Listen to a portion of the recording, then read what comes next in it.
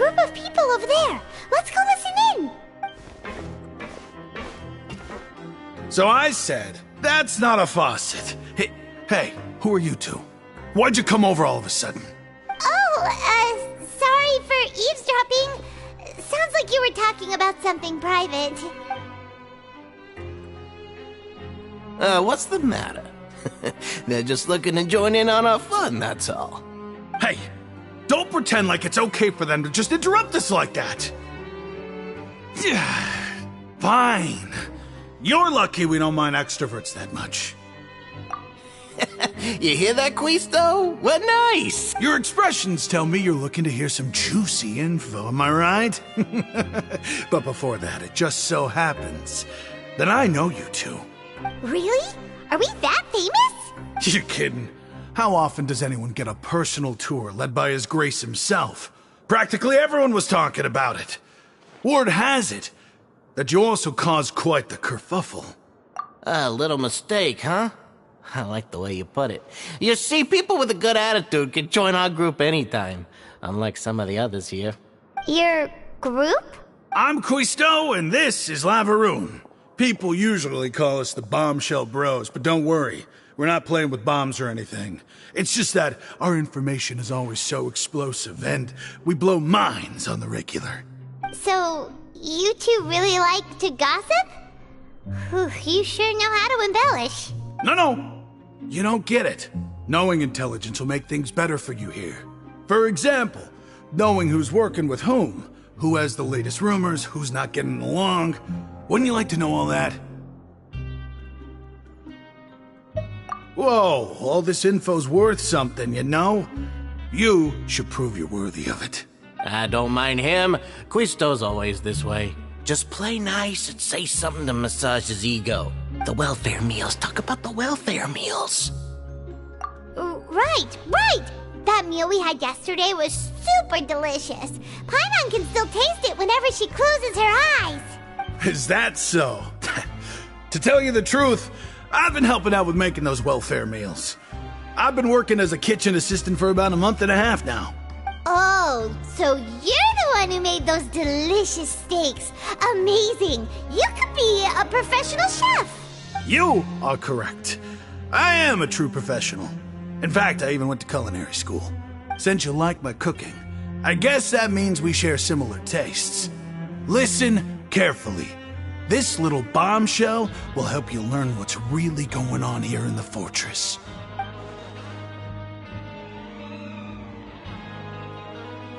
Listen, kids.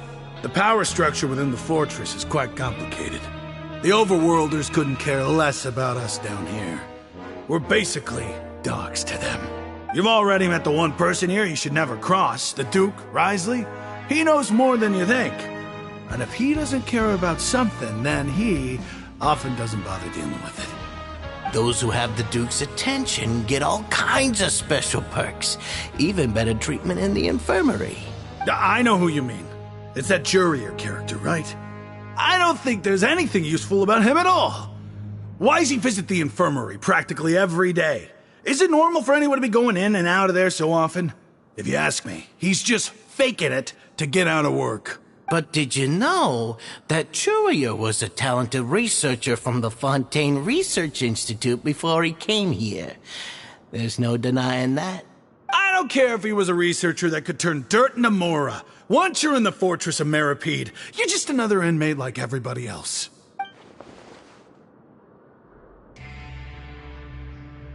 Speaking of which, the last time I saw him, he was passing by in the corridor with Lorvine. I also heard they started arguing in the library and got into a fight, right? Guess that's just how terrible of a guy he is. You mean he hit a woman? Wow, I never imagined he was that bad. But that Lorvine's also quite the odd one, you know? She's always gabbing away, got into a fight with a man, and she also got sent to the infirmary. Come to think of it, I always see her going to the sick bay every couple of days, too. Wait a second. You don't think? Do you think could it be that they're secretly meeting there to go on dates? But it's really hard to imagine. After all, I do remember seeing Lorvine beat Jurier to a pulp that one time. And we might be overthinking things.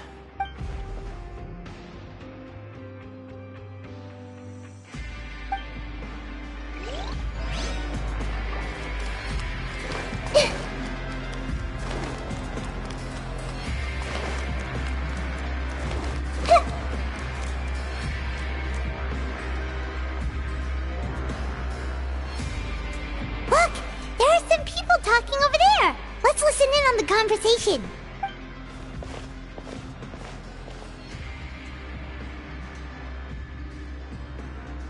If you ask me, those pompous parasites on the surface act like they're all a bunch of aristocrats. Do any of them give half a hoot about a bunch of dogs like us? Hey, speak for yourself, mate. I'm no dog. Oh, you think you're special or something? If you're here, then you're just a convict like the rest of us. I've heard that even if you're released after serving your sentence, going back to life on the surface ain't any better. Once a criminal, always a criminal. We're marked for life. I don't buy that. Hey, how cool would it be if the whole world was destroyed by a giant flood and everyone had to start over from nothing? What kind of filthy bilge water you spewing? I have family up there. You best shut your sewer hole with talk like that. Listen, things ain't so great on the surface, but who says that you have to leave? I've heard that you can still stay here and work even after you've served your sentence. Not bad if you ask me. Who wants to live in the ruddy overworld anyway? And what makes you think they'd want to hire someone like you? That's one of the great mysteries of the universe, how someone as useless as you is so confident. Whoa. Sounds like they're really unhappy about the overworld. Speaking of which, Paimon never heard anyone use the words overworld or underworld when we were living up there. Is it only something the inmates down here say? That's true.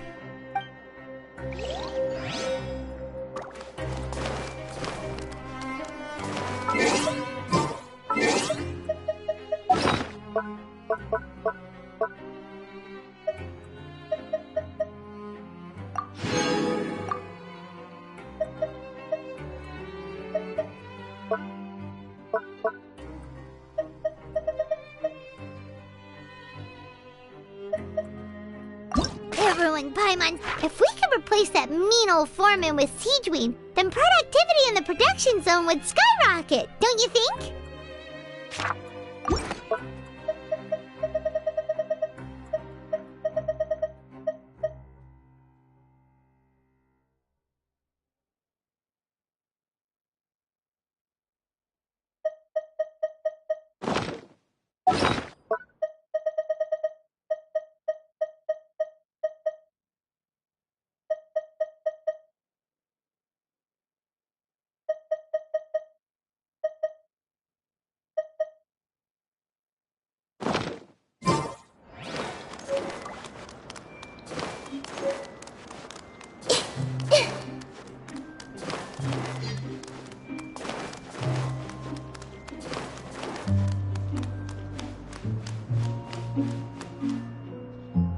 Hey, you over there? Yeah, you! Say, do you like playing card games? You know, like Genius Invocation TCG? You TCG players are like mint in the wild, literally sprouting up everywhere. Hey, come on now. What's wrong with finding fellow Invocation aficionados? Anyway, care to join me for a game? Alright. No pressure. But why would you be looking for people to play Genius Invocation in a place like this? Don't people usually come here to fight? Whether you're throwing down cards or throwing punches, it's all a competition, isn't it? It's all the same in my eyes. There are lots of card players here in the fortress. When I saw you, I immediately thought, hey, even outsiders from other nations play cards. So I came over to say hi. Sure. Great! Since you've been here longer than us, you need to flex your seniority a little bit, right? Maybe you could start by telling us newcomers some stories about this place. I thought you would have already heard everything by now. All right, then. Did you have anything specific in mind? Or do you want me to just pick a topic? Why don't you pick? We'll let you know if we've heard it already.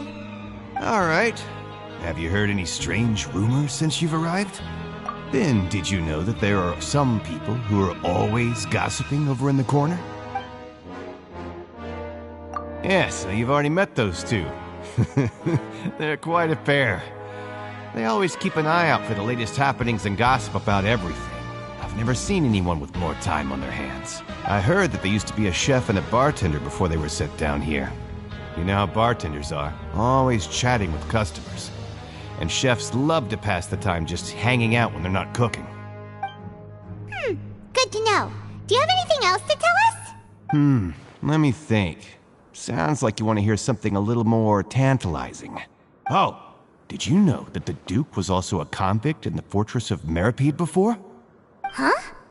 Wait, are you serious? That's right. The Duke was an inmate just like you and me. Seems he was exiled here for committing some crime. Who knows how he ended up rising up to become the warden, though? To go from an ordinary inmate to becoming the manager of the whole place? I'm not gonna lie, I kinda respect that. A forbidden zone? Sounds like something that someone just made up. I've never heard of that. Where did you hear about it? It's just a rumor we've been hearing, but no worries if you've never heard of it. Do you have anything else you can tell us? Anything else? Not that I can think of, but I'll be sure to tell you anything interesting I hear next time. You'll have to play a game of Genius Invocation with me first, though. Okay, we've talked to just about everyone, and it's about time for us to go meet Linny. According to the card he left us, we should go meet him in the production zone.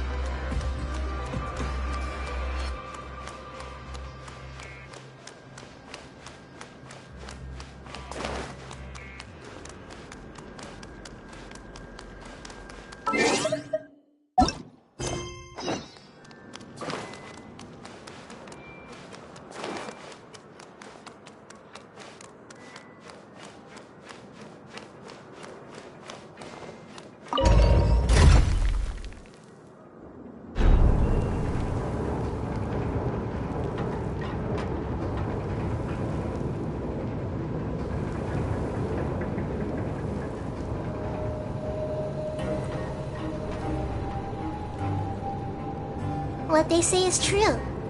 You have to see the world for yourself to appreciate how beautiful it is.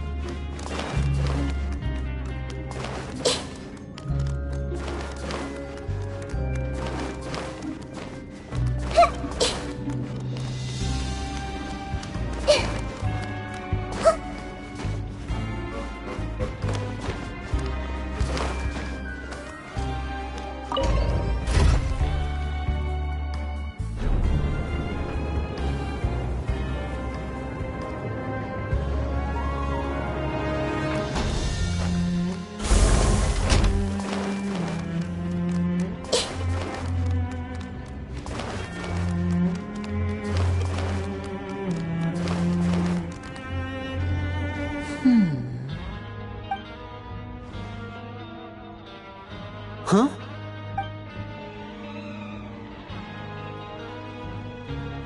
That look in your eyes. You found something? Hey, this is no time to be modest. Just tell him we found a boatload of information. Oh, as expected of the legendary duo, you have my full and undivided attention. Huh. I'd have never guessed that myself. The rumors swirling about this place are unreliable after all, and Master Child probably went missing because he found a way out. He is a harbinger after all. I suppose he's much more resourceful than I initially gave him credit for. Unfortunately, this isn't enough for our final report to Father. We need to find out Master Child's exact whereabouts. Father told me that even though Master Child said he was just coming to Fontaine for a vacation, he actually had some personal reasons. His agenda might be linked to his disappearance. His escape route is already flooded, so we'll have to task someone with professional diving skills to chase after him. Well, when you put it that way, it's obvious that only Fremine would be up to the task. Bingo! Is he around? He's working today. Coming here as a group would have attracted too much attention. I'll talk to him about it later.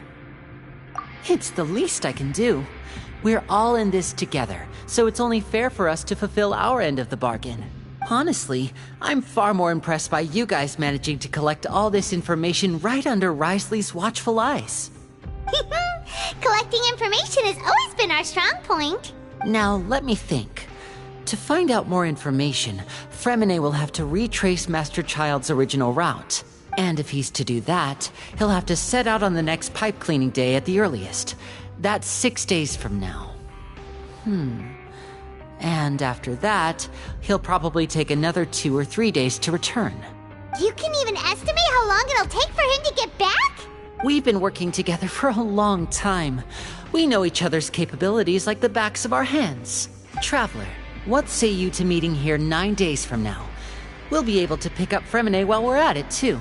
Oh, and there's just one last thing we'd like your help with. Though we can just sit back and wait for Fremine's report on Master Child's whereabouts, we still need to make more progress on the investigation of the Forbidden Zone. Fremine's no master of disguise. Lynette's still working on getting intel from the other areas, and I'll need to spend some time helping Fremine prepare for his diving mission. So, you are the only ones we can count on. What do you want us to do? Will it be hard? Well, I won't call it easy per se, but I think you'll be able to pull it off. Listen carefully. You'll need to find an excuse to get into the infirmary and investigate the room and environs. You've mentioned several sketchy-looking people always meeting at the infirmary earlier, so it probably has something to do with the secret we're hoping to uncover. You've already met the head nurse, so she'll be less suspicious of you. Investigate the internal structure of the infirmary and any active dealings within, and pass those on to me alongside anything else you're able to discover. But also, there's no need to take risks. Don't forget, safety always comes first.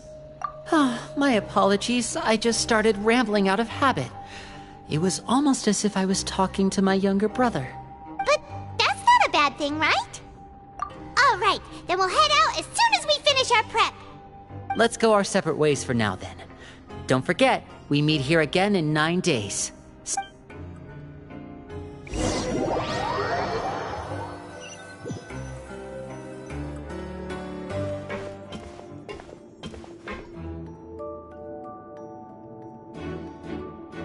Okay, stay here for now. Paimon will take a peek.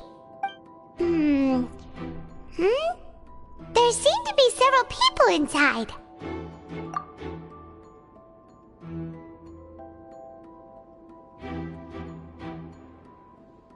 Right. I feel like It's not impossible. It's a bit hard to understand them from here, so why don't we just try to talk to them in person? Let's go as soon as you're ready.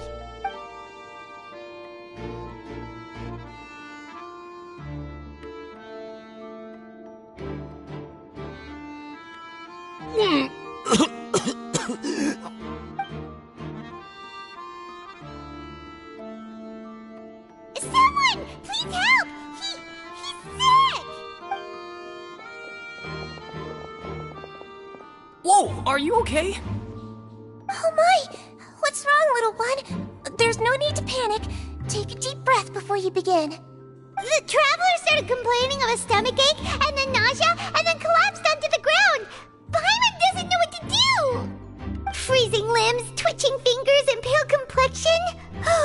Could it be poison? Let me take a look. Please, lie down over here. Don't worry, I'll get you to the bed safely. Here, hold on to my shoulder and walk slowly.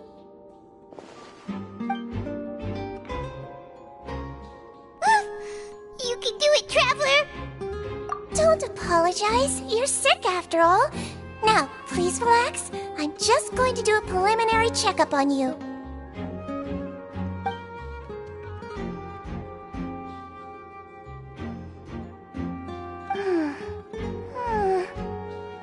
I see now. My checkup has confirmed that he's not in any mortal danger. That's our worst fear out of the way. Eh? Oh, that's good. I'll continue my diagnosis of the patient now. Please, relax and take a deep breath.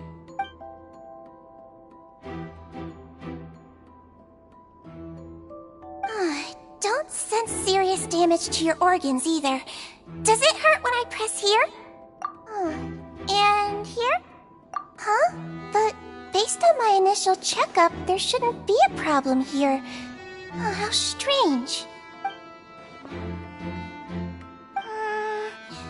What about here? Does this hurt? Oh. I understand. So that's what it is. I think you just ate something that disagreed with you. That's all. Nothing too serious. Outside of a pretty bad stomachache when it decides to act up. So that's what it is. Thank goodness it's not anything more serious. And there have been other inmates complaining about the food recently. I'll inform our head chef, Mr. Woolsey, of this problem as soon as possible. Congratulations! The health risk is incredibly low, so you should recover within a couple days. Why don't you take a rest here while I go get some medicine for you? Miss Levine, I'll have to trouble you to help me look after this new patient while I'm gone. Very well. And she hopped away just like that.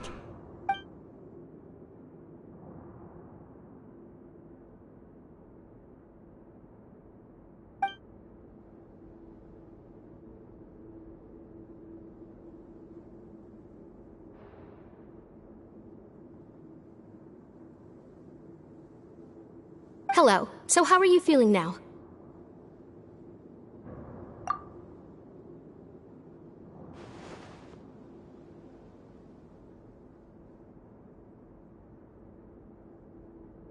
His stomach ache's really bad. He was stumbling about the whole way here, so Paimon's really worried. If Miss Sijuin says it's not a serious problem, then there's no need to worry. She's the best medic we've got down here. But it also looks like she's the only medic you've got down here. Well, that's true. What do you mean, that's true? That's really misrepresenting the situation. Of course I can't speak for the whole fortress, but it's not like everyone imprisoned here is useless, you know? Though they may have committed crimes and gotten locked up here as a result, they still know a thing or two about medicine, and they help Miss Sijuin take care of the sick and injured. Yeah, you're right. But did you have to lecture me about it in front of another patient? Aren't you a patient too? Where did all your energy come from? That's correct. Sorry, I got a bit ahead of myself. Are you two also sick? We've been sick a while. I come back every once in a while for checkups, and to pick up the medicines Miss Siegewien prescribes for us. That's just the nature of chronic illnesses. As for her, you could say she fancies herself as Miss Siegewien's capable helper because she learned a bit of medical knowledge ages ago. Please watch your mouth, Mr. Jurier. Don't forget that you are the primary reason I have frequent heart palpitations. Hey, don't start arguing now, please. Keep it civil at least.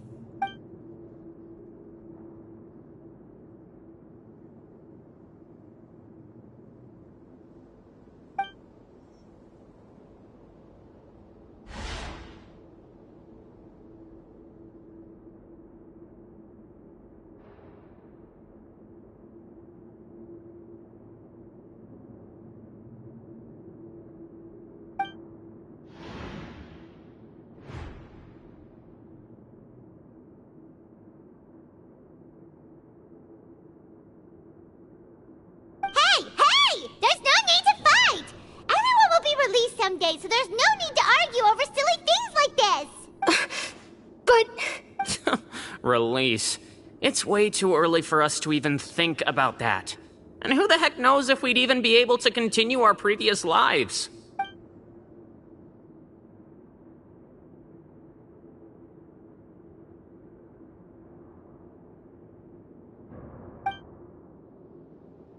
Please allow me to end this boring and useless conversation.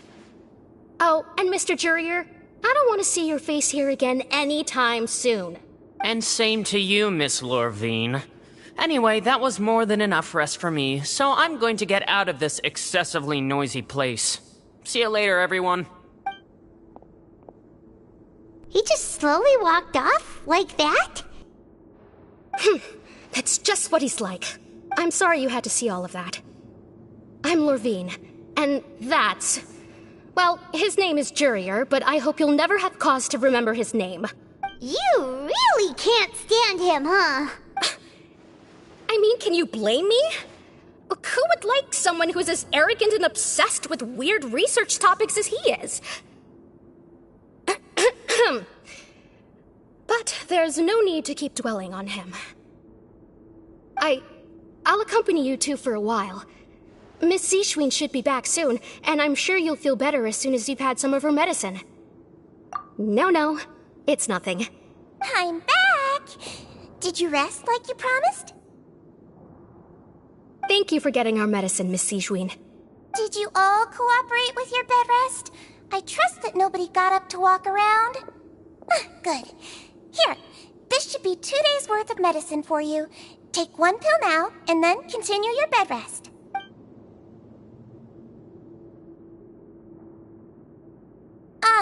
Miss Lorvine, I left in a bit of a hurry just now. Do you still remember if we discussed the color of the pill that you should be taking today? I remember. You said it should be yellow.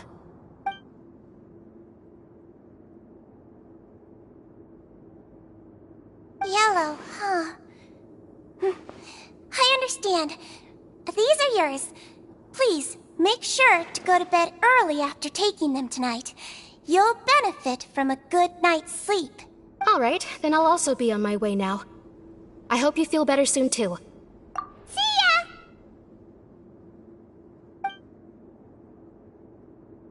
I'm going to fill out your medical record now.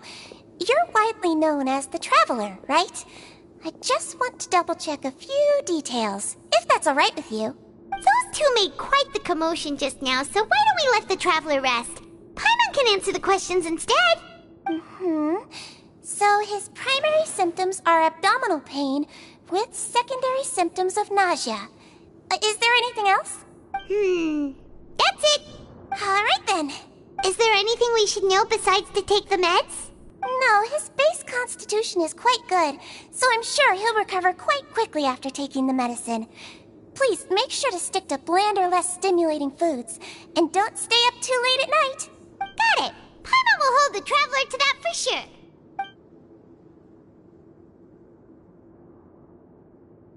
Oh, you're going to take a nap already? Okay then, you get some rest.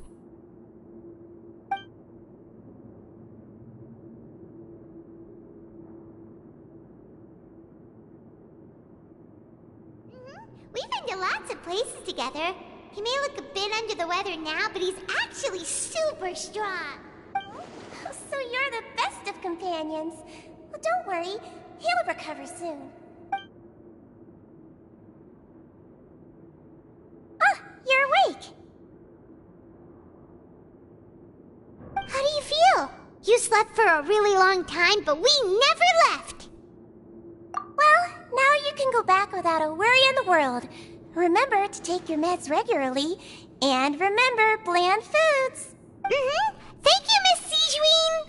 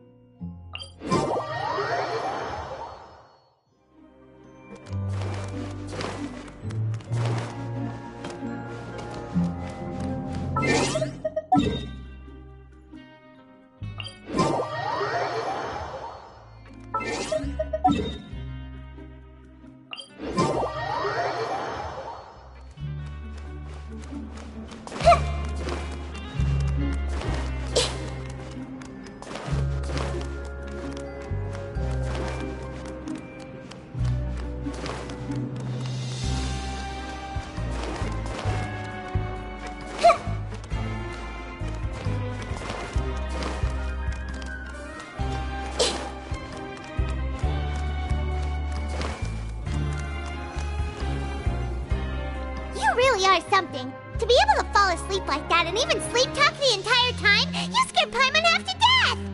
No, but you kept mumbling things along the lines of, Pyron, don't take my grilled fish, and put down the Adeptus Temptation now! Paimon talked with Sijuin the entire time you were asleep. She seems like she's just a sincere nurse, and Paimon didn't notice anything unusual in the room. Are you sure we're not going off track with the infirmary?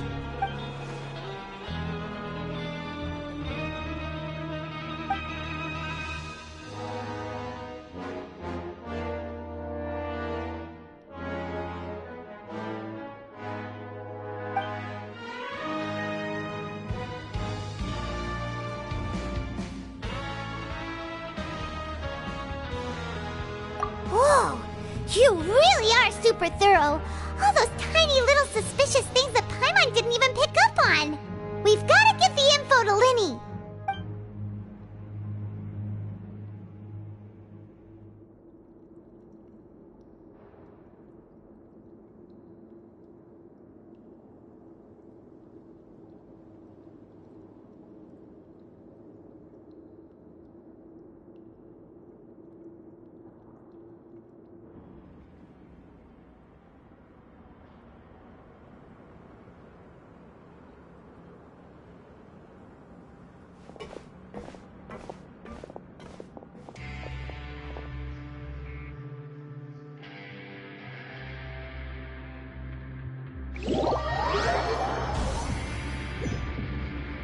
Today's the day! Let's go meet up with Linny!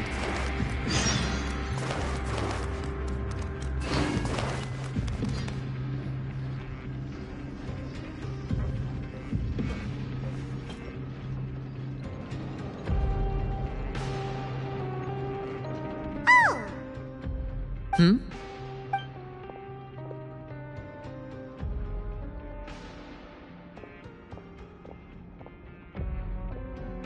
Did you two run into any trouble over the past few days?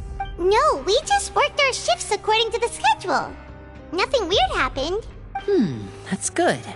That means you didn't raise any suspicions when you infiltrated the infirmary. We've taken a look at the slip you've sent.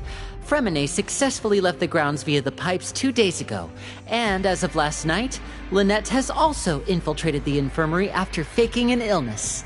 Wait, why is she getting involved as well? You already went above and beyond when you scoped out the infirmary. To put it more bluntly, even if we were to view that as something you did in exchange for Fremine's help, you've already done more than enough. Infiltrating a guarded stronghold is a different kind of job from a one-off investigation. We want to avoid using the same faces over and over and reduce the amount of suspicion that will fall on any given person. Lynette also felt like you have already taken the first step for us, so she should be the one to finish the job. So that's what Lynette thinks. Oh, Paimon hopes everything's going well for her. Perhaps that's true. You are both very good people, and we've come to appreciate that more than anyone else. Unfortunately, there's still one thing that could get between us, lest you've forgotten. The matter of our respective loyalties. You've mentioned before that you've had some run-ins with the Fatui. I can understand that feeling, so I assume you're just helping us out of the kindness of your hearts? Well, everyone could use some more friends. We'll be counting on you to help us in the future, too. Since I see you as friends, then it's even more important for us to protect you from any peril. Fremine and Lynette feel the same way. Glad to hear it. Then, let's go check on Lynette before Fremine returns. If everything went well, then she should be wrapping up her investigation right about now. Is now really a good time to go over? According to my observations, Sigewinne always spends around half an hour away from the infirmary right before lunch. Lynette knows this as well, so this should be a good time to meet up with her. Also, I'm her brother, remember?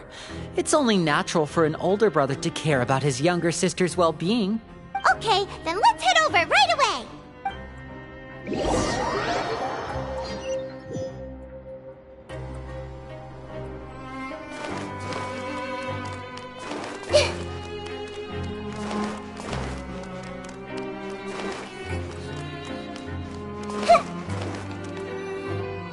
Lynette should be here right now.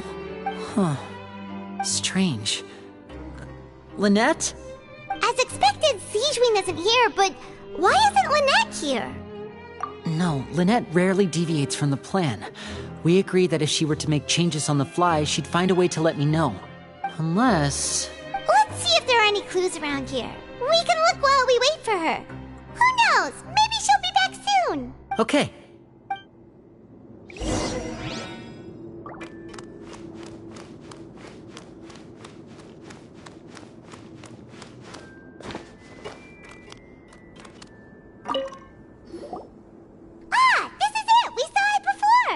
Wait, this thing? It doesn't look like it's been disguised that well. The space behind it is empty. From its size, I don't think it's an entrance that is meant to be taken apart. There's probably a mechanism around here somewhere. Could Lynette have tried to get inside? But if that's the case, she would have contacted me for sure. Let's look around here for some more clues. Don't panic, just take another look.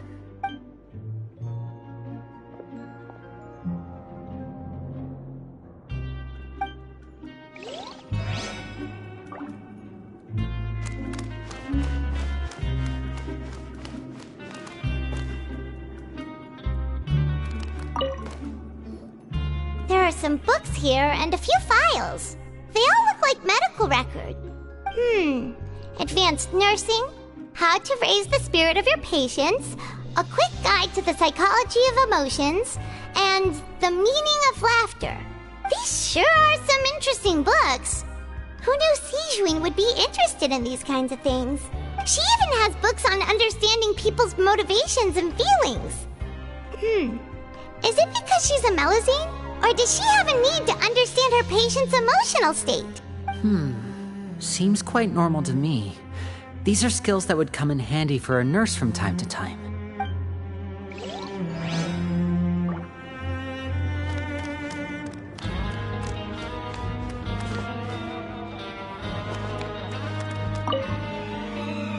None of the beds have any signs of having been slept in. Except that one over there. That's the one Lynette must have used, right? You said she was pretending to be sick. She would have said her migraine was having a particularly bad flare-up. Generally speaking, the head nurse would then ask her to lie down and rest while she left to retrieve the medication. Which means either the head nurse didn't return the entire time from when Lynette laid down up until she left the bed, or the nurse intentionally left it this way.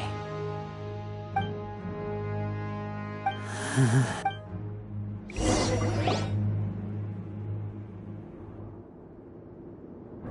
you guys, there's a slip of paper over here! A slip of paper? It's right over here, and there's a bunch written on it too. It reads, "Out of respect for your usual practices, I'll use a piece of paper or card as the medium to pass on my message. You may consider this as me giving you my best regards." This is... Is that all? The back. This is... Show me! Now! That look on your face. Paimon's reading it now. Would you care to guess where Miss Lynette of the Fatui could be right now? No. Could she have... Is she already... Wriothesley. Did he deliberately leave the infirmary unguarded to use it as bait? Wait, you mean he was aware of our goals from the very beginning?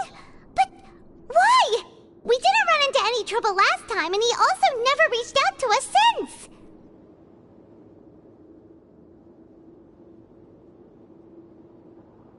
Yes, that is a crucial question. Wriothesley, he doesn't do anything without a clear goal or reason. So this means he had no concerns about your activities from the very beginning.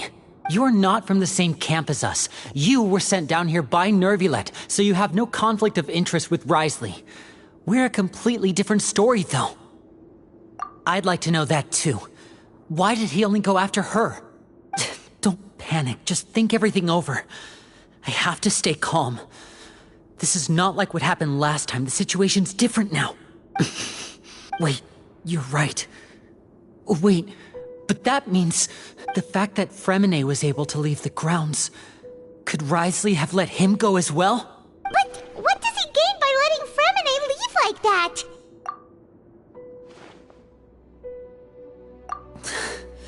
So he's challenging me and trying to provoke me, I'm sure of it. We never should have sent out Fremine. We had to go through all that trouble to find an opening to sneak him around the guards and into the pipe, and we even thought luck was on our side. If Wriothesley let him leave on purpose, then he's probably in a terrible spot now as well. Lenny's getting more and more panicked. We have to calm him down. Don't be like this, Lenny. Fremine wouldn't have left if we hadn't told you about Child. That was our fault. No. I'm the leader of this operation, and I'm the one responsible for this team. I was the one who failed to protect them. I'll go talk to Wriothesley. Hey, don't be reckless! Traveler, please talk some sense into him. I simply cannot allow Lynette to be abducted again. I have to go. I'll find a way to get them back. He's rushed out the door! After him!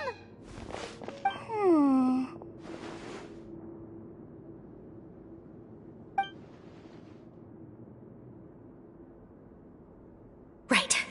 I feel like we still have some room to make changes on these details. It's not impossible, but it'll require extensive testing. Is that so? Very well. Then please be mindful of the time. Huh? Is someone? Pack everything up. Whoever's outside is eavesdropping. They'll probably come in once we stop talking. Someone! Please help! He's sick!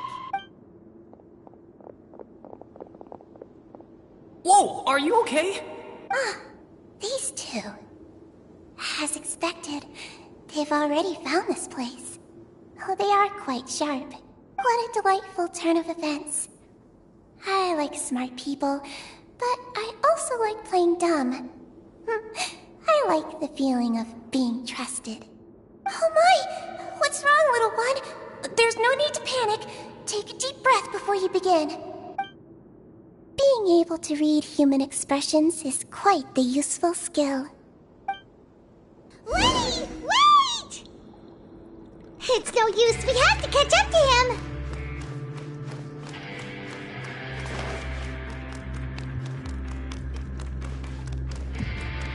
He's already out of sight. How is he so fast?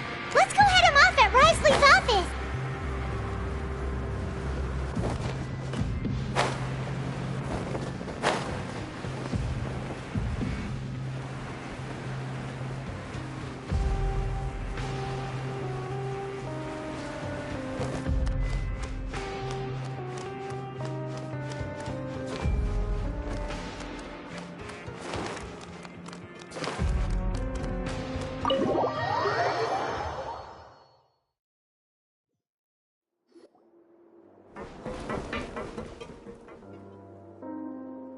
come out and face me, Risley!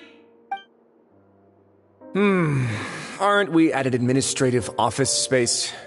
Why don't you at least try to follow even a couple rules from the fortress's indoor management regulations? What did you do to my sister? I ran into the young miss at the infirmary. I'd heard that she was suffering from quite the migraine, so I decided to invite her over for a cup of tea. I do have some teas in my collection that can work wonders against such an illness. Stop joking around! Where did you take my siblings? I have also heard that your performances are quite the spectacle. Miss Lynette would sometimes enter a box filled with water, only to emerge the next second from another place altogether. Maybe she'll appear behind you right now if you were to turn your head. Is he trying to trick me into turning my head? No, he's probably not looking to attack me right now. All of the hostages are in his hands, and he's even in the mood for small talk. That means Lynette is probably still alive. You knew we were investigating the infirmary from the start, so you deliberately aroused the Traveler's suspicions and baited us into continuing our investigation, just so that you'd be able to kidnap Lynette. As for Fremine, no, you probably didn't even interfere with Child's escape. You let him go, so you could purge the Fatui members that we had planted into your ranks. There was no need to do so. The Fortress of Meripede is a pretty pleasant place. Most people enjoy their lives here. The only ones who act differently are those with personal agendas. It was quite easy to identify your colleagues. You removed our original members and spread the news of Child's escape so Father would assign our team to come down and investigate. Fremine has also fallen into your hands, right? If you're oh so omnipotent and so in control, why would you need hostages? One correction. Lynette is in my hands right now, but Fremine is not. He's not? What do you really want? Lenny! Oh, wonderful. Everyone is here, so I'll only need to say this once. Thank you so much for cooperating with me. Eager and to the point, I see. Alas, only Miss Lynette is currently having a cup of the fortress's finest tea. Although, as per your original plan, Mr. Fremine should also have returned to the fortress by now. But he has neither shown up within my gates, nor has he been taken into any kind of custody. So where do you think he may be right now? Wait, you can't mean you locked him outside in the sea? I closed the fortress's gate to the outside world. That's all. Fremine's a star diver, so he should be fine, right? No, we're still here, so he definitely tried to find a way to come back for us. So we can't assume he might have made a break for the surface. But why would I do this, you may be asking? To have an audience with you, of course. My intel tells me that Mr. Linney is a great magician, so it's only natural for me to want to have some cards of my own when it comes to negotiating. Besides, I do recall you mentioning to Miss Lynette that you've always wanted to have a face-to-face meeting with the Lord of the Fortress of Meripede, regardless of whether it was in a personal or a professional capacity. Well, you got your wish. So, you've been keeping tabs on us before we even set foot in the fortress. Some of my folks just happened to hear a thing or two, that's all. In any case, I will be straight with you. I was willing to play dumb and turn a blind eye, so we had a pleasant few days playing games together here. But once you started focusing on the Forbidden Zone, all of that changed. Mr. Linney, the cards are stacked against you right now. Miss Lynette is in my hands, and Mr. Fremine is still slowly being pickled out there in the brine. You know just as well as I that he cannot last out there forever. You need do but one thing to guarantee their safety. I would like you to contact your superior, and ideally invite her over for a cup of tea with me. You want to see Father? But why should she bother giving you an audience? Well, if she cares for the well-being of her dearest children, she should have plenty of motivation to join me for a parents' evening. I've heard that the bonds between the members of the House of the Hearth are like the bonds of family. I don't see why she would refuse.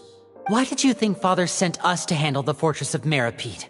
This place is basically a no-man's land. It wouldn't be fitting for anyone as important as a harbinger like Father to come here in person. Oh, I see. So it's because she doesn't care for my place here. That's such a shame. After all, I've amassed quite the tea collection. I was looking forward to sharing it with her. Both Monsieur Neuvillette and Lady Farina have already received many samples as gifts. Was this the extent of your master plan to get to Father? No matter how much pressure you may put on me, I won't allow you to use us to blackmail her. You people really are difficult to get along with. All I'm asking for is a face-to-face conversation. Does she truly have no interest in the fortress's secret? Mr. Linney, you have one last chance to invite your father here. If you refuse... Winnie! Instead of asking why I'm doing this, why don't you try to see things from my perspective for a second? From the very beginning, the Fatui has been actively infiltrating my fortress. I gave you a warning by cutting off the first few operatives I found, but that only caused you to double down. Had you given up on the fortress then and there, I'd have no reason to want to talk. Mr. Fremenet left the fortress on his own, and Miss Lynette tried to pry out my secrets right in front of me. No matter how you look at it, the responsibility for this falls on you. I shouldn't ask Father to do anything because of us. 6. Wait, 2. Time's up. It really is a shame, Mr. Linney. Risley! Negotiations have broken down. Please leave, ladies and gentlemen. It's time for my afternoon tea. Yeah, listen to the Traveler. If you can't talk to Linny, can you at least talk to us? You do realize that I'm only letting you go because of Neuvillette, yes? You're here helping him out, and I've already done my best to stay out of your way. But that doesn't mean you can just do whatever you want. The fortress may be small and remote, but it still has its own set of laws. Then how about this? Those who are capable deserve respect. You've spent quite some time investigating my home turf by now, so why don't you tell me a thing or two about what you found, I'll ask you 3 questions. Answer all of them correctly, and I'll agree to your request. Question 1. Regarding the hidden rules of the production zone, what is the truth behind the one about not being allowed to work for 3 days in a row?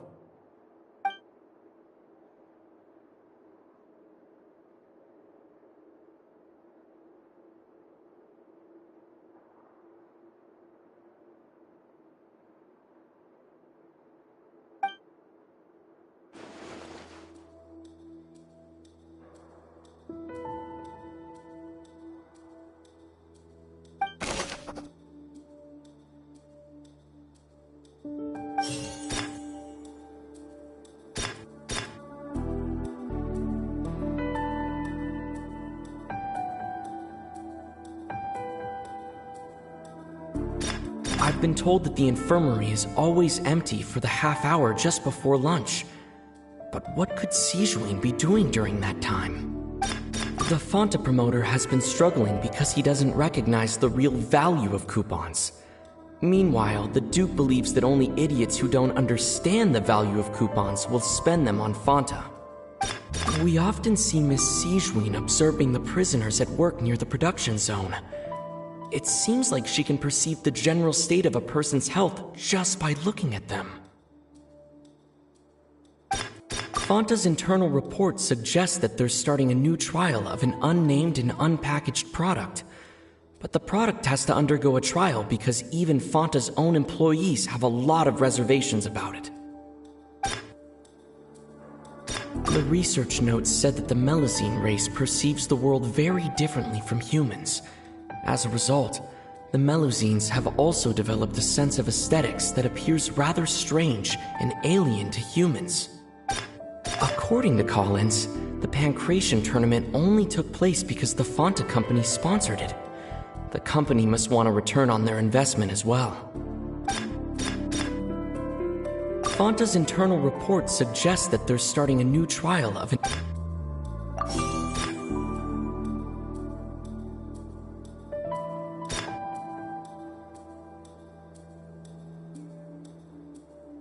We often see Miss Sijuin observing the prisoners at work near the production zone. It seems like she can perceive the general state of a person's health just by looking at them. The Fanta promoter has been struggling because he doesn't recognize the real value of coupons. Meanwhile, the Duke believes that only idiots who don't understand the value of coupons will spend them on Fanta. The research notes said that the Melusine race perceived... According to Collins, the Pancration tournament only took place because... I've been told that the infirmary is always empty for the half hour just before lunch. But what could... The Fanta promoter has been struggling because he doesn't recognize... Fanta's internal report suggests that they're starting a new trial. Fanta's internal report suggests that they're starting a new trial of an unnamed... Fanta's internal report suggests that they're starting a new trial of an unnamed and unpacked... The Fanta promoter has been... The research notes said that the Melusine... According to Collins, the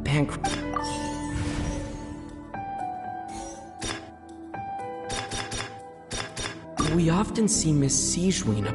I've been told that the infirmary is always empty for the half hour just before lunch. But what could Siegewien be doing? According to Collins, the Pancration... The Fanta promoter has been struggling because he doesn't... I've been told that the infirmary is always... Fanta's internal report suggests... The research notes said that the Melusine... I've been told that the infirmary is all...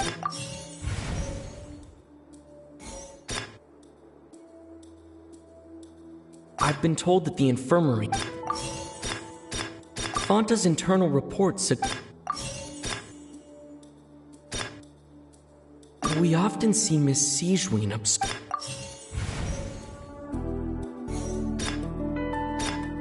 The research notes said that...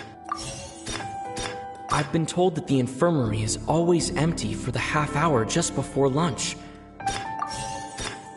The research notes said that the Melusine race perceives the world... The Fanta promoter has been struggling because...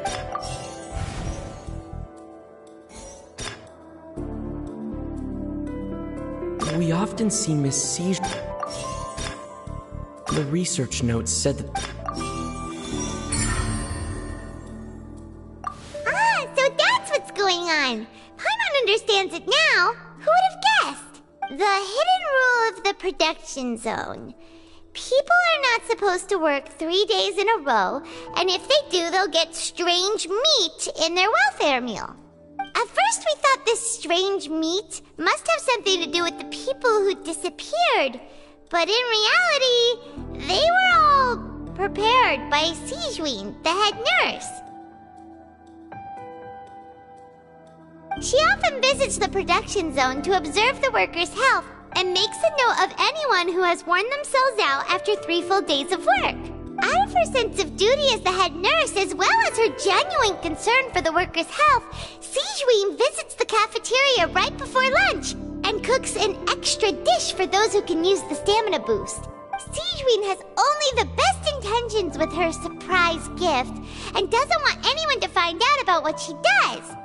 However, unfortunately, Melusines as a race perceive the world differently from humans, and their sense of aesthetics is even more alien to us. The recipients of her lovingly prepared special meals cannot taste the care within and usually just freak out. Are we on the right track?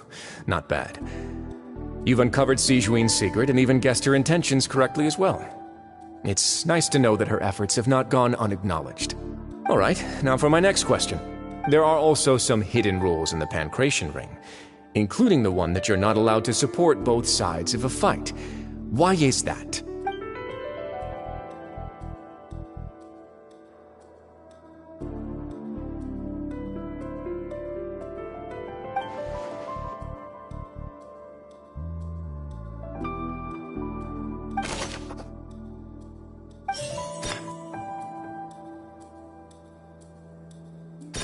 Fanta's internal report suggests that they're starting a new trial of an unnamed and unpackaged product.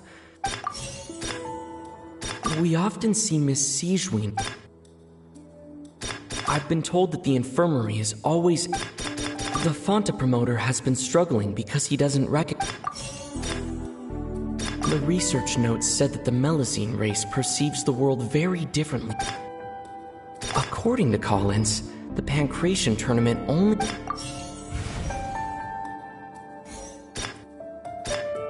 I've been told that the infirmary is all... We often see Miss Sijween observing the prisoners at work near the production. The Fanta promoter has been struggling The research notes said that... We often see Miss Sijween... Fanta's internal reports suggest that they're starting... The Fanta promoter has been struggling because he... According to Collins, the Paimon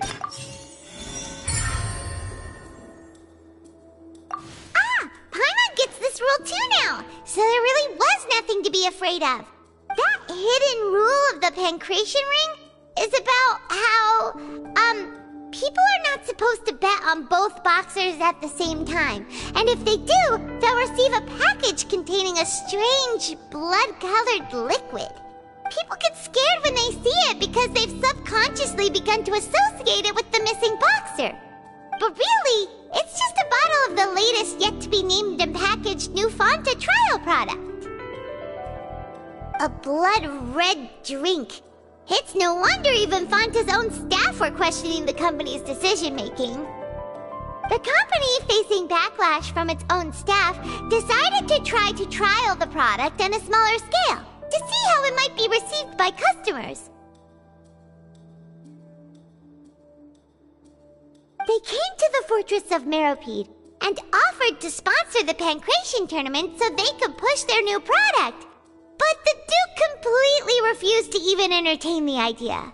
The Duke, knowing how valuable coupons are in the fortress, knew that only total idiots who didn't understand their true value would bother buying a Fanta product here.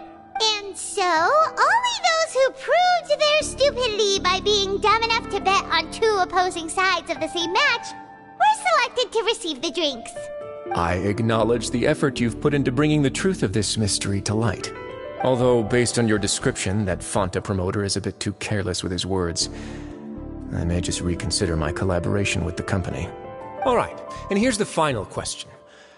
What's the secret behind our head nurse and all of her patients in the infirmary?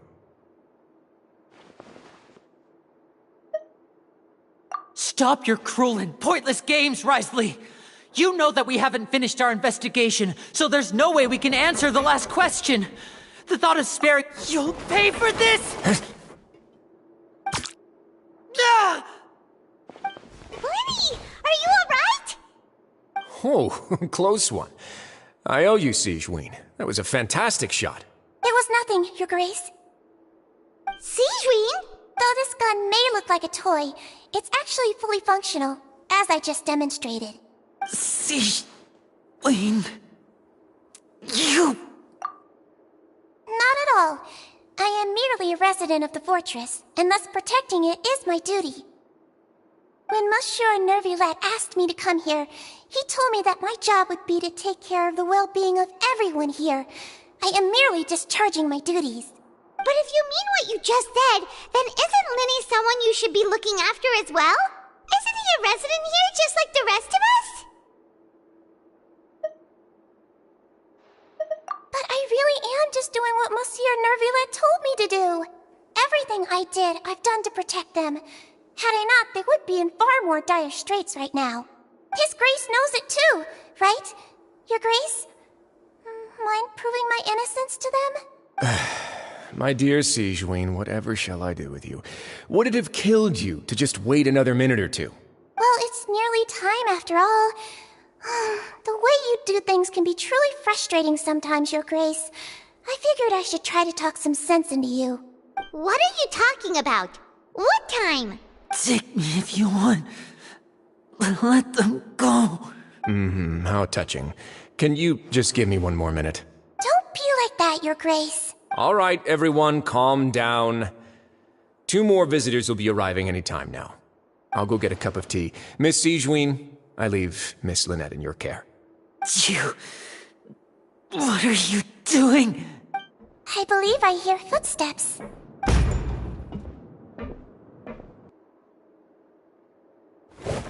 Some space, please. Ah, Miss Clarend. My door. Fremine! Fremine! What's going on? What is Clarin doing here? Work. I'm sorry about shooting you, Mr. Linney. The tranquilizing effect will begin to wear off soon. Please take it easy in the meantime, though. What happened to Fremine? Wasn't he diving just outside of the fortress? Why is he looking like...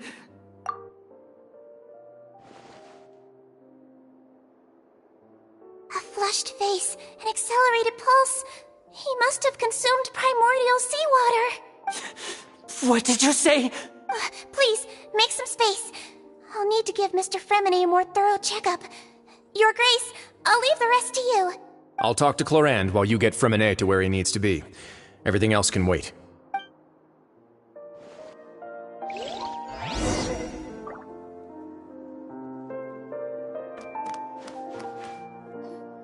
What's that look on your face? I thought I made good time on the way back. Oh, I'm just admiring your punctuality. Had you arrived just a few minutes later, Sigewinne may have been forced to shoot Mr. Linney again. How's the situation out there? The water has changed. It's pretty much as expected. The concentration of primordial seawater has increased significantly. I was only out there a short time, so it wasn't too bad. But if one were to stay for any significant amount of time... well, you can see how that boy's doing. Where was he when you found him? The abandoned zone at the end of the pipes. A good distance into the water. Closer than I thought. He must have recognized it early on and tried desperately to swim back. Locking the door was necessary. I don't think we could have saved two. Well, I did try to convince him that I had my reasons. Never seems to work, though. It would probably work on Neuvillette. He has a knack for picking out who had good intentions, even when the outcomes were all terrible. It's a bad sign if you're having to plead your case to Neuvillette. Want some tea? Not particularly. If you want to drink some that badly, just say so. Fine, I'd like to get some tea. Want me to get you a cup too, since I've already made it? Might as well then, I suppose. Actually, do you have a towel? I would like to dry my hair.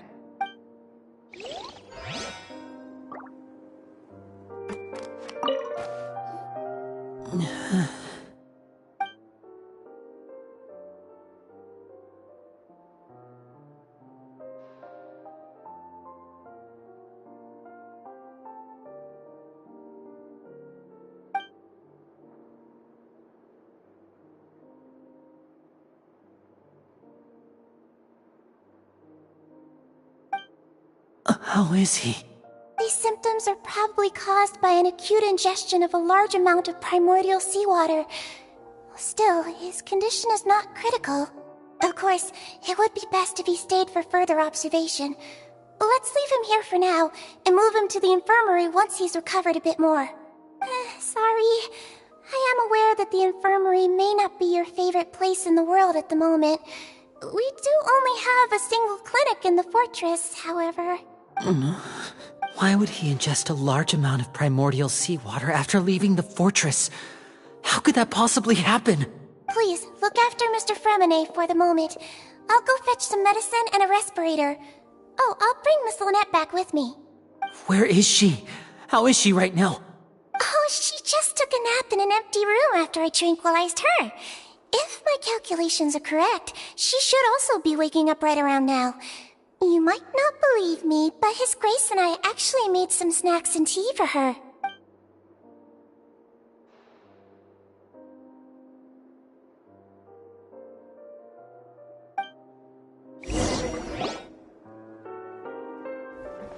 Linny, are you okay?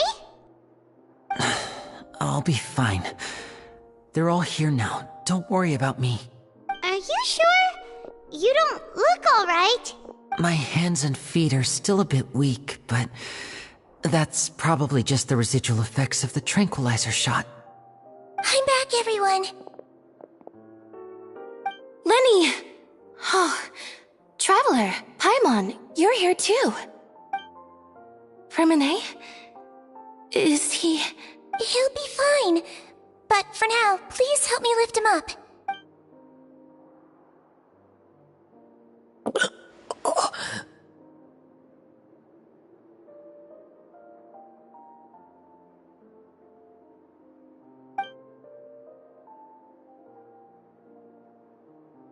His breathing's beginning to slow down. Give me a hand and help me get him to the infirmary. Yeah, I'll take him from this side. Lynette, together? On it.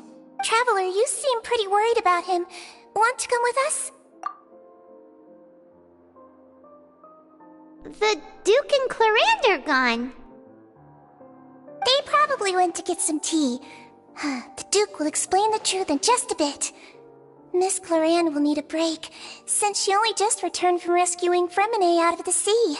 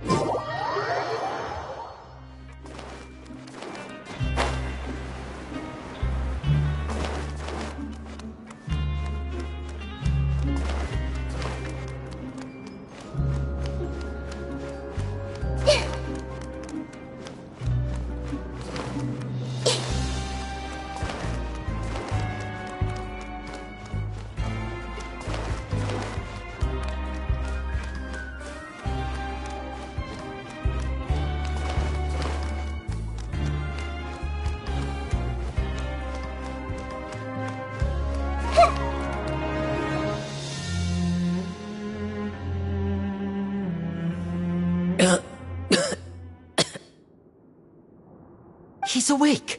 Fremine, how do you feel? Lynette. We're all here. Where am I? The infirmary, at the Fortress of Meripede, Mr. Fremine, and you are no longer in any danger. How do you feel? Don't push yourself if you're not feeling up to it. Traveler. Paimon. It's been so long. The sea. There's something wrong with the seawater. Shh, it's okay. We can talk about it after you've recovered. No, listen to me. This is really serious. There's primordial seawater mixed into the regular seawater. I don't know why it's there, but no one should touch it. Pipes. Right, the pipes. It's all coming back to me now.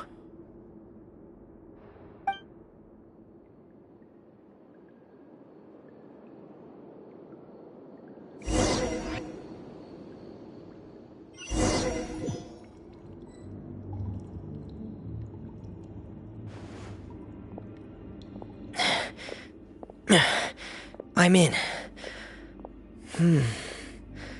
Seems like this pipe hasn't been used in a long time. It looks abandoned.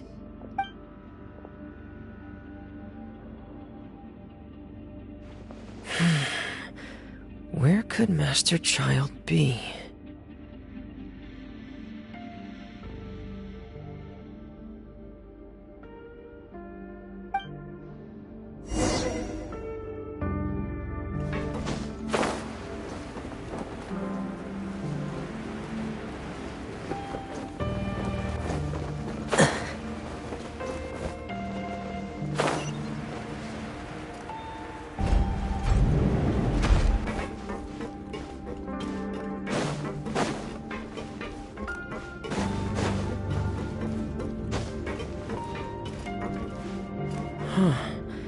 This mechanism looks like it's been tampered with.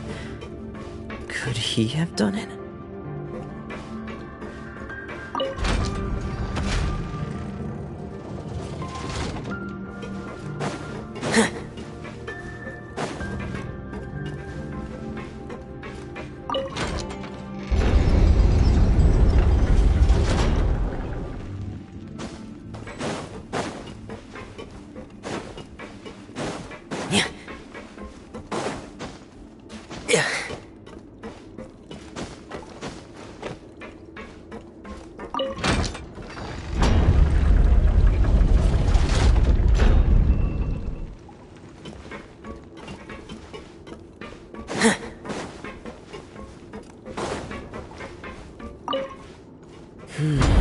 It's getting stuck on something. Seems like I'll have to avoid those obstacles while I turn it.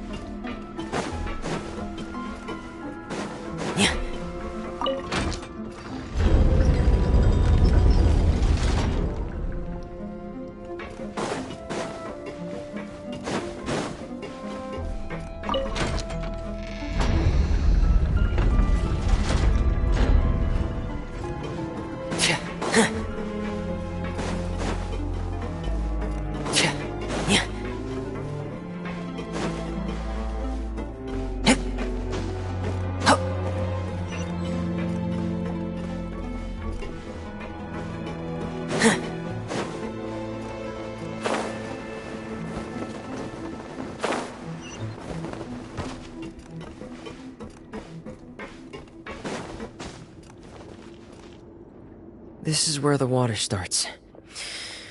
Okay. Master Child probably dived into the water. I'll go take a look as well.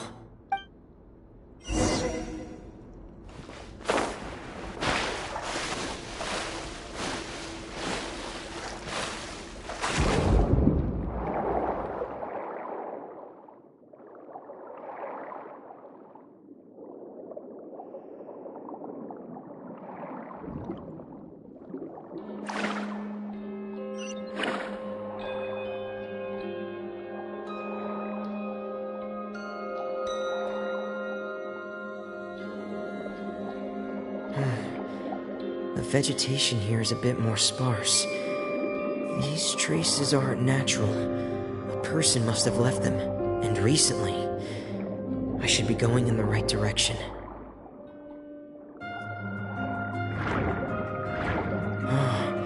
There are traces here too. I need to keep going. Huh? The traces are gone. But I don't see where he could have gone from here. Wait. What the...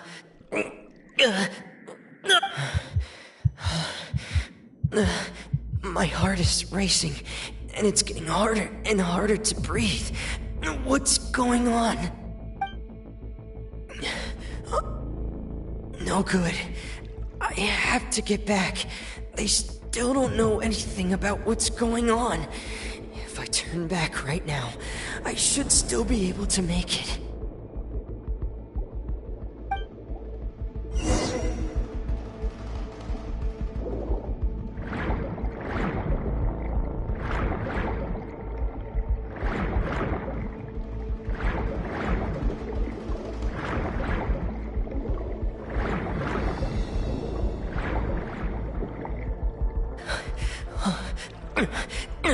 I can't die here. This is bad. I'm feeling worse and worse, and I'm still underwater. I have to push on.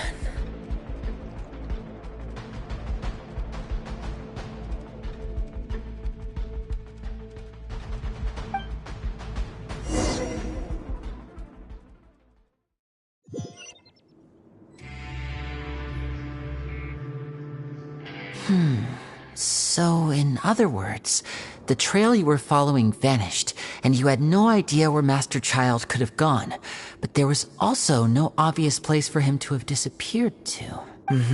That's right. I tried my best to swim back, but I had already put some distance between myself and the fortress, and I just couldn't find the strength to keep going.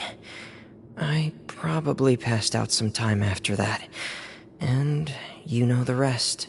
Miss Clarande brought you back, but we also don't know why she just suddenly appeared at the fortress, or why she went out to save you. Miss Clarande, you say?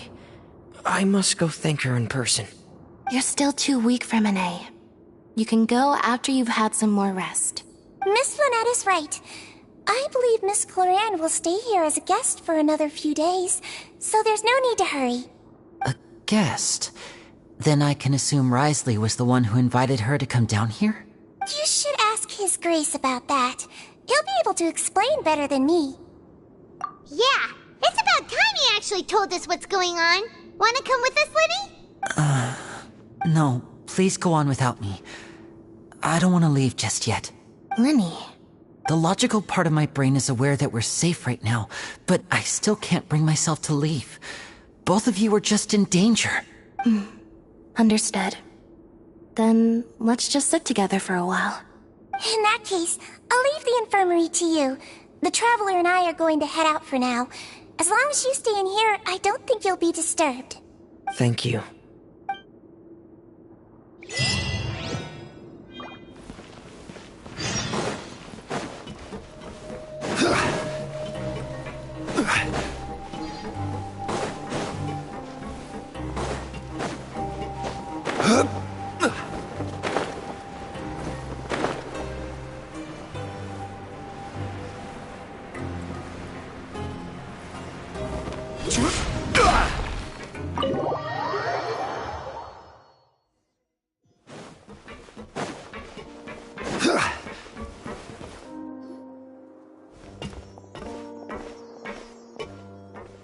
Excuse me? I take it Mr. Fremonet's condition has stabilized? Of course. I wouldn't have left the infirmary otherwise. I've been expecting those two, but might I inquire as to the purpose of your visit, Miss Siegewien? I wanted to check up on Miss Clarande. How are you feeling? Mostly fine, I think. If you don't mind, I'd like to perform another quick physical exam. It'll just take a few minutes. All right. Thank you for looking out for me. I'll take my leave for now, then. Well, want to explain yourself, Risley? Of course, but I'm not partial to the word choice of explain. How about enlighten? But where should I begin? How about you start by asking me any questions you have? You can start with whichever one you'd like to get answered the most. Then Paimon will begin. Did you know about Lenny's goals from the very beginning? No. I just knew they were Fatui operatives sent to the fortress by the Knave. As for their specific goals, I only figured those out as you made progress on your investigation. You managed to monitor and stay ahead of them even though you didn't know what they were trying to do? They came here with ulterior motives. I'm quite adept at discerning what that kind of behavior signals. Initially, I thought their goal was just to investigate Child's disappearance. Linny suggested that I had deliberately let him escape, but in truth, I didn't really do anything special to help or hinder him while he was here. Everything he did, from finding helpers to leaving this place, he did on his own. Of course, it's inevitable that the Knave would make a big deal out of her fellow Harbinger's unexplained disappearance. I'm also quite curious about where that Harbinger went. So I figured I might as well let the Fatui do their own investigative work. All I care about is the answer. So you were hoping Lenny's group would just do your work for you! You make it sound like that's a bad thing. Unfortunately, things didn't go as planned. I assume that Fremine has told you already, the ratio of primordial seawater around the fortress of Meripede is on the rise. The Forbidden Zone has always been Lenny's target, and you got roped into that investigation after running into him. I began to intervene out of concern for your safety, and also to prevent the fortress from becoming entangled in more irksome matters. Are the rumors true? That you're also a former criminal? Why would you put it like that? Isn't staying here all day and serving as the manager of the fortress a kind of sentence unto itself? Another form of prison? I just happen to have some support from the rest of the inmates. That's all. Oh, right! Paimon wanted to ask, who invited Cloran down here? Me, of course. I paid her good mora to come down to the fortress for some field work. As a champion duelist, Miss Cloran could be considered to be an independent party. I needed to find an exceptionally capable person to help me get through the impending crisis. And saving Fremine was part of that crisis? You can think of it like that, yes. Credit where credit is due, that boy is quite adept at diving.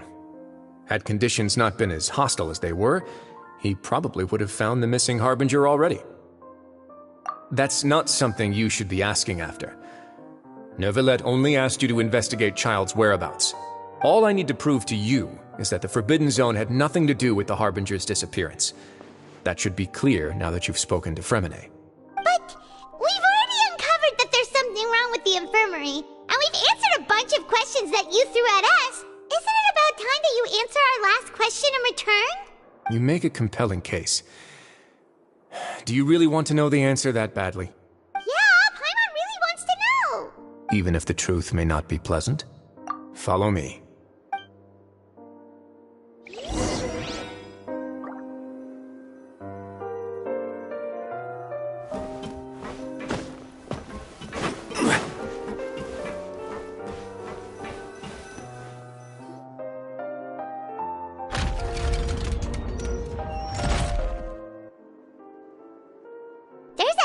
Door here? And a whole basement behind it? Huh. You're pretty good at hiding stuff, Risley. It seems you've forgotten just what kind of place the Fortress of Meripede is.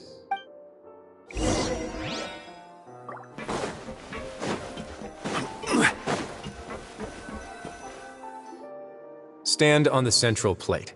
Wait, is there a secret mechanism or... Whoa!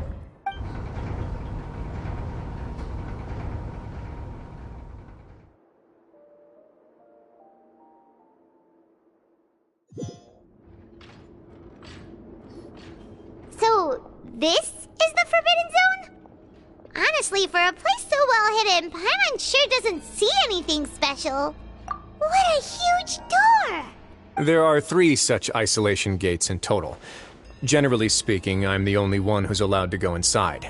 Hence the name Forbidden Zone. Am I correct to assume you're going to run on back and tell your little Fatui friends everything? Well, Paimon wasn't thinking of keeping anything from them. Well, I'd advise you wait until you've seen the whole truth of this place for yourself before deciding whether or not to tell them.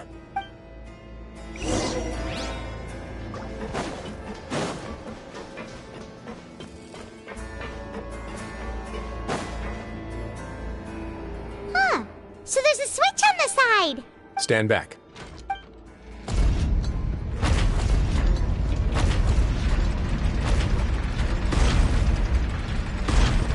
Whoa! They all just went up one by one! Go on, have a look.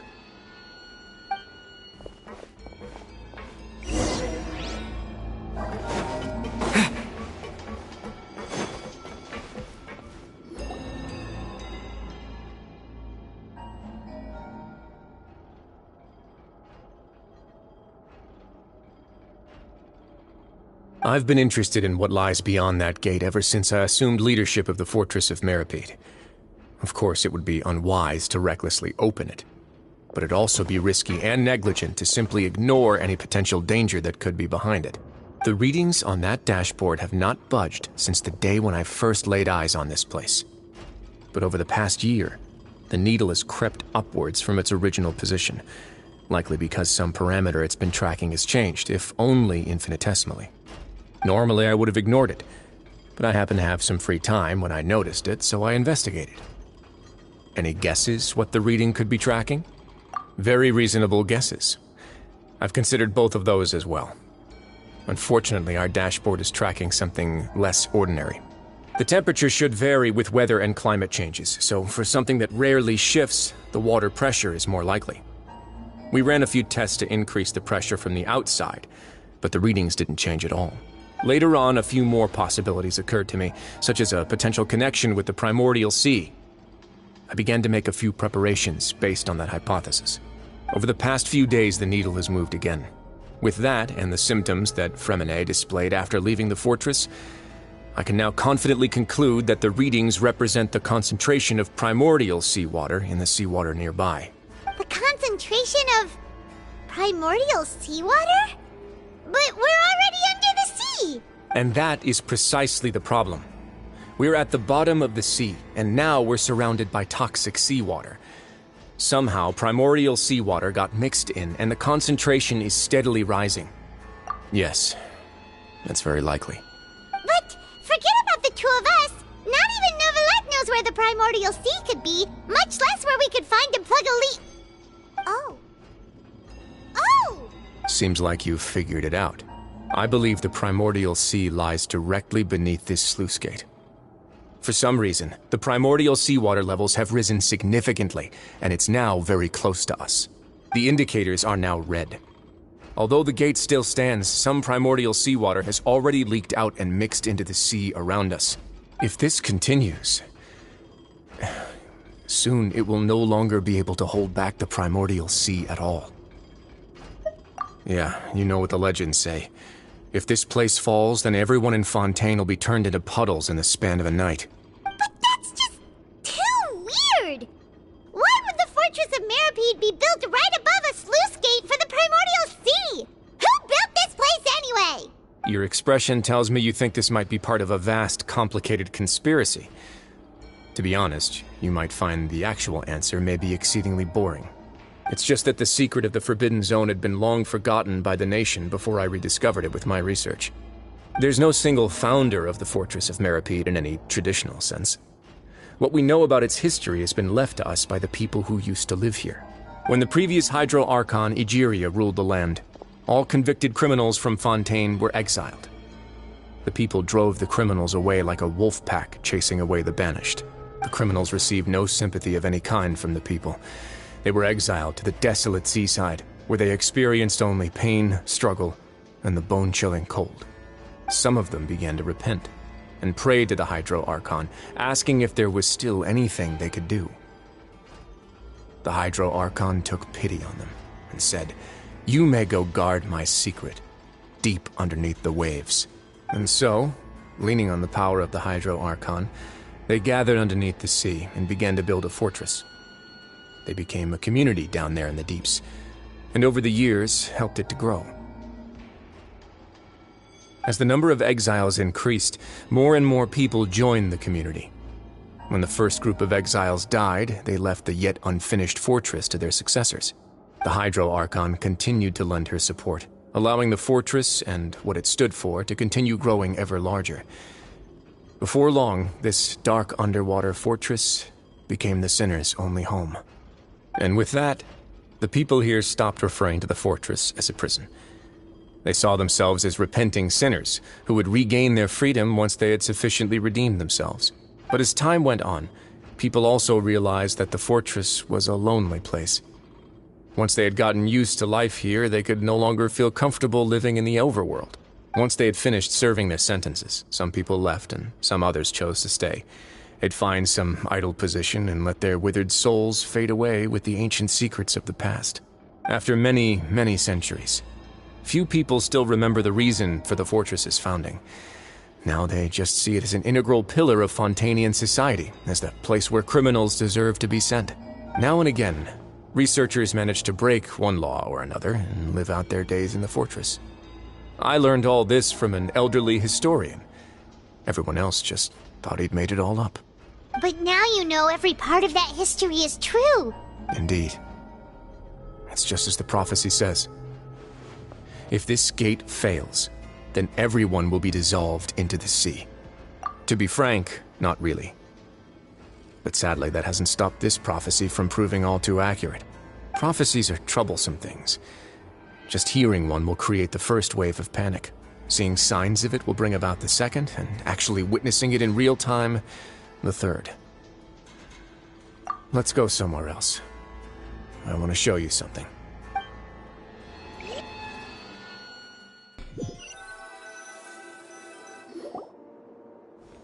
This is it. Your Grace, perfect timing. The results from our last round of experiments have... Wait, Jurier, he's not alone! Huh? Lorvine and Jurier? No need to panic, you two. I've already told them about our plan. What? After you warned us not to tell a single soul about any of this? I'm skeptical as well. Are you sure they are trustworthy? The results speak for themselves, don't they? These two may already know more than you could ever imagine. All right then, if Your Grace insists. They seem harmless enough, so I'll trust them for now. Well, how about some reintroductions? This is Jurier, one of the highest-ranked researchers from the Fontaine Research Institute. He used to work under Edwin. I trust that you've heard of Edwin? He's the one who blew the whole institute sky high.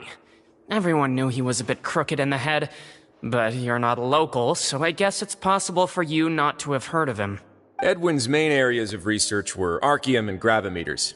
As his assistant, Jurier is quite familiar with them as well. I hired him to be my technical consultant. You want to blow up the fortress of Meripede? Ah, what a lovely idea. I'm already imagining it in my head. Focus!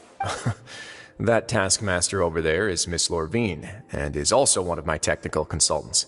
While Jurier used to be Edwin's assistant, she used to be Jurier's assistant. Ooh, are they together? See, everyone keeps asking this question. Are you too sure you're not a couple and just using your work as a convenient cover? Your Grace, I am not in a relationship with this man. If I dated her, I'd officially be madder than Edwin. Jeez, forget I said anything then. Follow me. Whoa, there's another door that goes right up. Your constant amazement makes it seem like the fortress can do anything. But Paimon really thinks everything's super cool.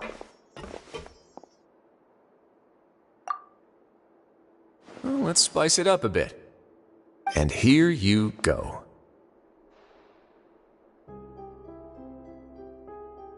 What a huge ship! This is also a production zone that Paimon's never seen before. What's going on? How much do you know about Fontanian history? Not much at all. Well, then maybe you haven't heard the story of ancient Lemuria. To give you a quick rundown, Fontaine used to be ruled by the Lemurian dynasty. According to legend, the Lemurian king Remus came to this land after being inspired by divine revelation and found the seer Sibila, who had taken on the form of a golden bee. Taking the golden bee with him and riding on a huge ship, the Fortuna, he created his nation above the surging waves. He called his nation Lemuria, and used the Fortuna to incessantly search for new tribes and islands, calling on them to join his empire. There's a ship in this story too? Where there's water, there'll be ships. People believe that hope can always be found at the end of a voyage. Do you believe that too? To a point, I think. As you've already seen, I have a whole factory's worth of labor, materials, and technology at my disposal. Certainly can't hurt to give it a try. So the moment I began to speculate that the Primordial Sea might lie underneath the gate, I also began this project. Were you inspired by the legendary Fortuna? Maybe. Fontanians need something to hold on to cope with the impending disaster. Were the workers to find out the truth behind this ship, riots would destroy the fortress faster than any catastrophe. As the fortress's administrator, I'd never make such a reckless call. Alright, that's enough talking for now. I'll need another 3 cups of tea to soothe my throat. Do you have any other questions? Seems like you're good. Come on, I'll take you back.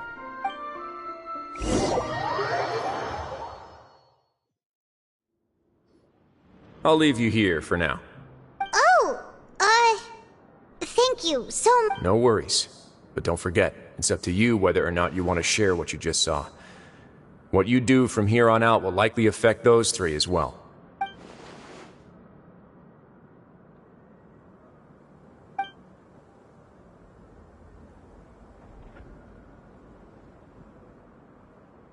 Yeah, we'll put a lot of thought into it for sure. Great. I look forward to what happens next.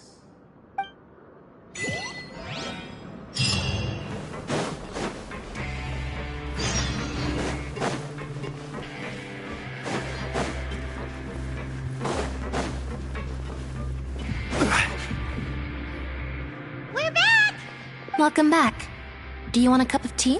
How can you be so much like Risley, always drinking tea? Huh. Actually, now that you mention it, I just remembered something now. While I was sedated, I could still barely hear 2 people talking next to me.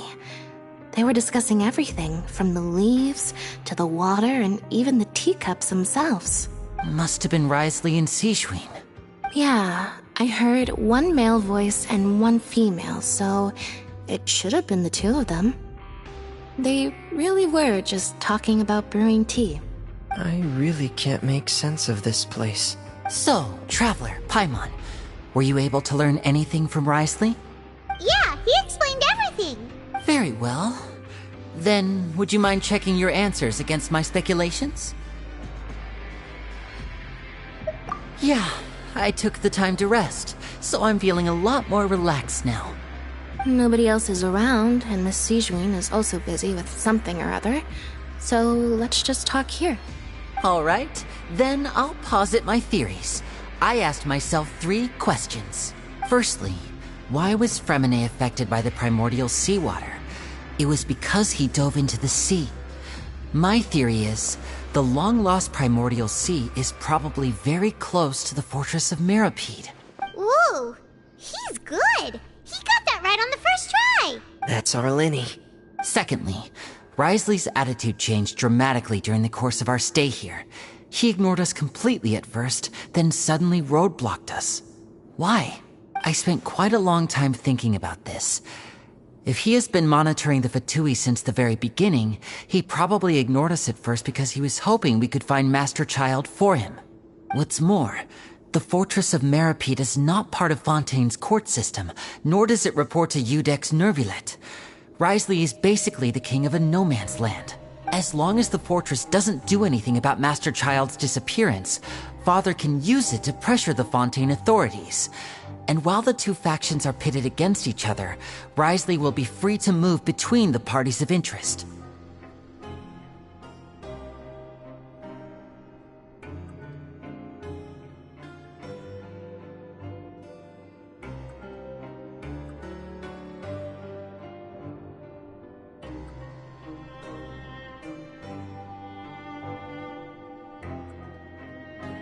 If I had to guess, he probably has something that he's working on himself. It's likely related to the secret of the infirmary, but I just can't think of what it could be. You're super smart! Thanks so much. Then finally, there's the last question. If Risley does have a plan, what could it be? All I know for now is that his plan probably has something to do with the changing nature of the seawater. He's even gotten Cloran to help him out. That can't be the full extent of what he's doing.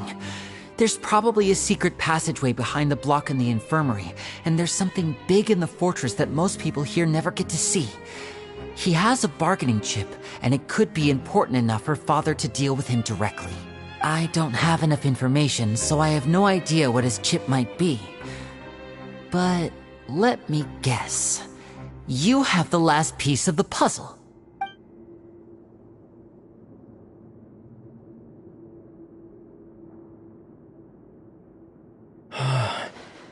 I can't believe it.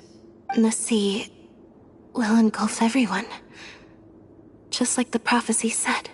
Could Risley have wanted to meet Father to figure out a way to deal with this crisis? If you remember, I once mentioned that Father sees the House of the Hearth as her base of operations, and she truly wants to resolve the crisis. But how could Risley have known that? Or perhaps he didn't know, and just wanted to bring Father over to his side? Which could be why he said he just wanted to negotiate. Yeah, that makes sense to me. I understand your concerns as well, Traveler. I'll figure out a way to pass this on to our father. No matter what, we're on your side. The two of you have already aided us far too much. We probably wouldn't be standing here right now if not for you. If you ever need anything else going forward, please come to the House of the Hearth at any time. Though you may not share the sentiment, after all that we've gone through together, the three of us basically see you as family now. You have my gratitude. Thank you for protecting Linny when it really mattered. And thank you for sharing the secrets of the fortress with us. We didn't think you were going to do it. Why are you being so formal all of a sudden? Given your strength, you might not need our help at all. But if you are ever in danger, we will try our best to protect you. Aw, the sound of that makes Paimon feel all warm and safe inside.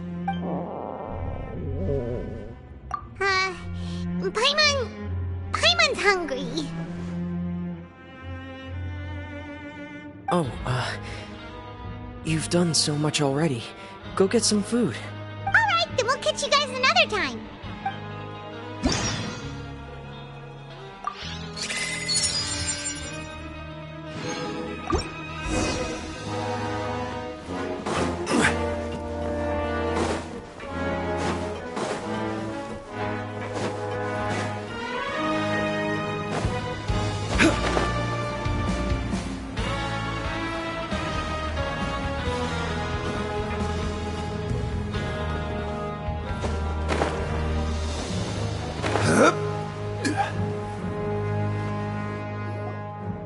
It's time for dinner. Welfare meals now being served in the coupon cafeteria. Come on, let's go pick up ours as well. Traveler and Paimon, over here. Are you here for dinner too, Miss Sijween? Mm-hmm. And I'm taking the opportunity to prepare Miss Cloran's dinner as well. Huh. You're right. She's actually sitting in the fortress cafeteria. What would you like to eat? Yep, you can. I've already talked to our chef, Mr. Wolsey. It's all on me today, so you can get whatever you'd like. Me too! Don't forget Paimon! No problem. Just leave it to me.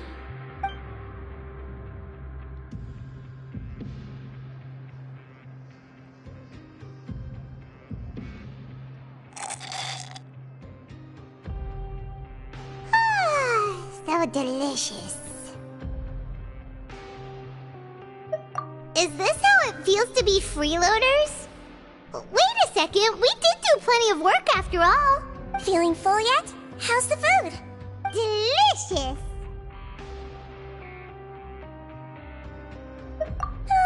I'm so glad to see you all so happy. Oh, see, the expression on your face just now? The muscle here just moved, which suggests that you're feeling quite relaxed at the moment. Sijween, do you do this to help your patients or to better understand human beings? A bit of both, I suppose. I'm a Melazine, which means I'm very different from human beings. I must know what you're thinking if I want to take good care of you. You're really good at taking care of people. Even though you're so short, you still talk and act like an older sister. Really? You're reminded of an older sister? That's great to hear. Oh, and what did you mean back in Risley's office? When you said that you were protecting Linny and his siblings as well? Oh, that. I just asked His Grace to look out for those children, especially that diver boy. I was getting a bit worried after hearing that something was wrong with the water. Thankfully, Clorand is very strong and managed to save him in the nick of time. His Grace also sealed the pipes after Clorand left, to make sure that Linny wouldn't impulsively chase after his brother. Although the path was blocked, we still stationed some guards there to stop anyone from approaching. They were instructed to only open the door once Miss Clorand had returned. Oh, and I was keeping an eye on Mr. Linny as well. We had to press him, but we couldn't allow him to be in any real danger. You were all super considerate and really thought everything through. It's just what we do down here at the fortress. At least this has been His Grace's style for as long as he's been the leader. Oh, I really wish Monsieur Nervula would come down here more often too. I feel like he'd like it here, with all the darkness and chaos. Get a good night's rest, you two. You both worked very hard.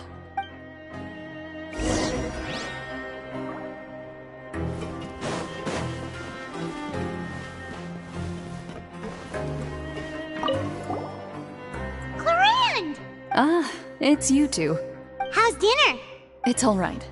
Miss Sigewin really put in a lot of effort. So we heard that Risley invited you to come down to help, and you saved Fremonade too! You sure work super fast! Oh, it was child's play. Still, Paimon didn't know even champion duelists could take on side jobs. Oh, and why aren't you eating with Sigewin and the Duke? Won't you get bored eating by yourself? Miss Sigewin was with you, and the Duke has business of his own. Actually, didn't Navia say that you went out for dinner with her as well? Yeah. First time in a long time. First time in a long time? So you mean you've gone out to dinner with her in the past? In the past, yes. You seem to be enjoying yourselves here. Things will be getting messy at the fortress soon. Don't run around unnecessarily.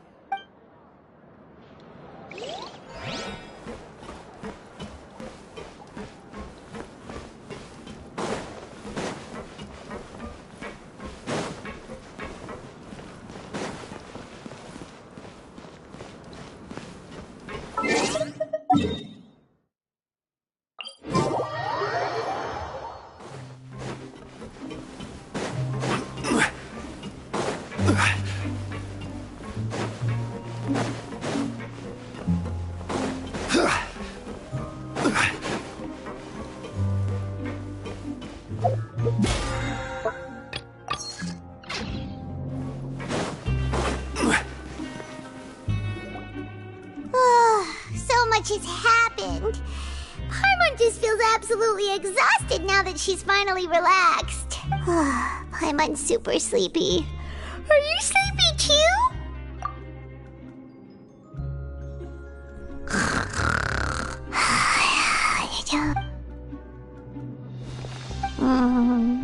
Delicious.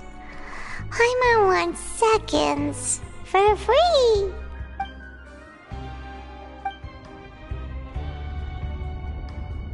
Out of my way! Get out of my way! What happened? Why is everyone running? No idea, but something must have happened. Stop asking!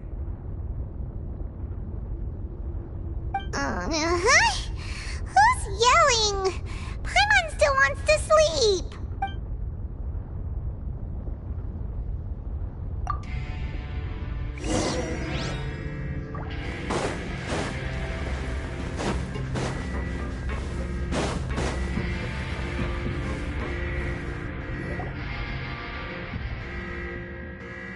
What happened? Why is everyone running around? Hey, what are you doing? No time to explain, mate. Goodbye.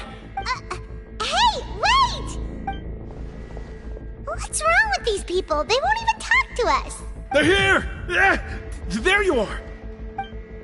Oh, thank goodness! Quisto and Laveroon, do you know what happened here? We came here especially to inform you. Something seems to have gone terribly wrong just now. His Grace is telling everyone to evacuate and get out of here. Laveroon was saying you two are new here and you don't have many friends, so you might slip through the cracks. Haven't you heard all the stories like that?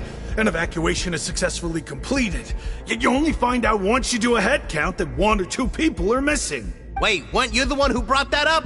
Why is it— Hey, shut up! Okay, whatever. The point is, you should come with us. Yeah, he said to get as far away as possible, upwards and outwards.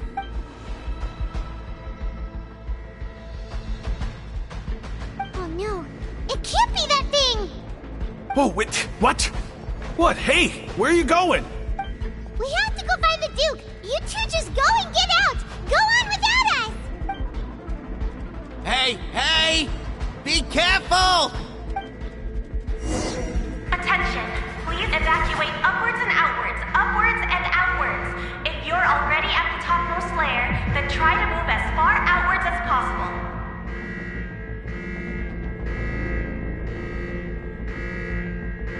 Attention! Please evacuate upwards and outwards, upwards and outwards. If you're already at the topmost layer, then try to move